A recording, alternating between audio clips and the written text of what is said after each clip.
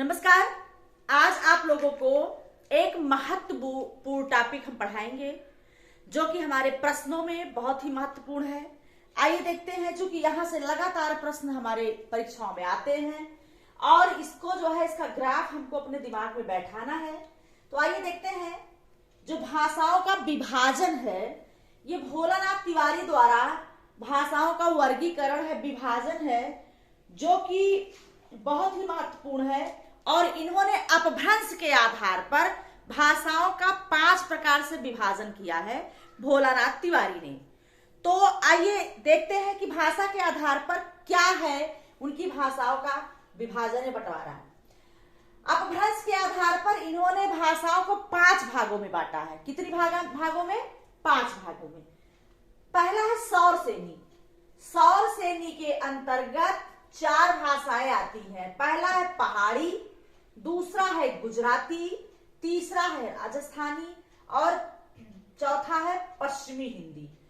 ये परीक्षा में पूछा जाता है कि पश्चिमी हिंदी किस भाषा के अंतर्गत आता है। सौर श्रेणी के अंतर्गत आता है, मागधी के अंतर्गत आता है, अर्धमागधी के अंतर्गत आता है, पहाड़ी के अंतर्गत आता है। तो ये हमको ध्यान से देखना पड़ेगा कि सौर श्रेणी के अंतर्गत पश्चिमी हिंदी आती है।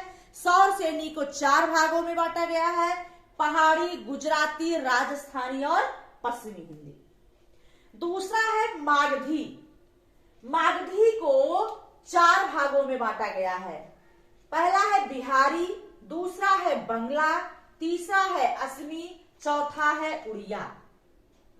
बिहारी, बंगला, असमी, उड़िया, ये मागधी के अंतर्गत। यहां से भी प्रश्न बन जाता है, पूछ लिया बिहारी हिंदी किस अपभ्रंश के अंतर्गत आता है। अर्धमागधी के अंतर्गत आता है, मागधी के अंतर्गत आता है, पश्चिमी हिंदी के अंतर्गत आता है, सौर श्रेणी के अंतर्गत आता है। तो ये आपको जब अच्छी तरह से पता होगा तभी ये प्रश्न आप सही कर पाएंगे। तो प्रश्न यहीं से उठते हैं। ये प्रश्न आपके, ये जो ग्राफ है ये बहुत महत्वपूर्ण है। ये प्रश्नों का समझिए भंडार है एक प्रकार से। अगला है अर्धमागधी। तीसरा है अर्धमागधी। इसके अंतर्गत पूर्वी हिंदी आते हैं और उसमें पूर्वी हिंदी में भी 3 भाग होते हैं। क्या है? अवधी, बघेली और छत्तीसगढ़ी। तो आगे हम आपको बताएंगे उसको। तो अर्धमागधी में पूर्वी हिंदी आता है। अगला है, चौथा है महाराष्ट्री। महाराष्ट्री को क्या कहते हैं? मराठी। क्या कहते हैं? इसके अंतर्गत क्या आती है? महाराष्ट्री के अंतर्गत आती है मराठी। 5वां है पैसाची। पैसाची के अंतर्गत आता है लहंदा और ब्राचड़। लहंदा और ब्राचड़, तो इससे भी प्रश्न बनते हैं। आगे बताएंगे लहंदा और ब्राचड़ के अंतर्गत कौन सी भाषाएं हैं जो प्रश्न उठाता है।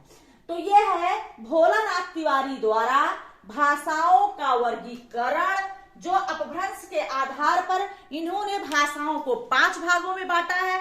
पहला है सौर श्रेणी, दूसरा है मागधी, तीसरा है अर्धमागधी, चौथा है महाराष्ट्री और 5वां है पैसाची। ये 5 भाग है जो अपभ्रंश के आधार पर बांटे गए हैं।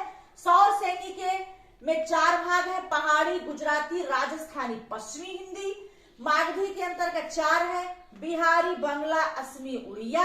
अर्धमागधी में पूर्वी हिंदी है, महाराष्ट्री में मराठी है और पैसाची में क्या है? लहंदा और ब्राचड़। तो ये ग्राफ आप अच्छी तरह से देख लीजिए, जो भोलानाथ तिवारी द्वारा प्राकृतिक के आधार पर भाषाओं का वर्गीकरण है।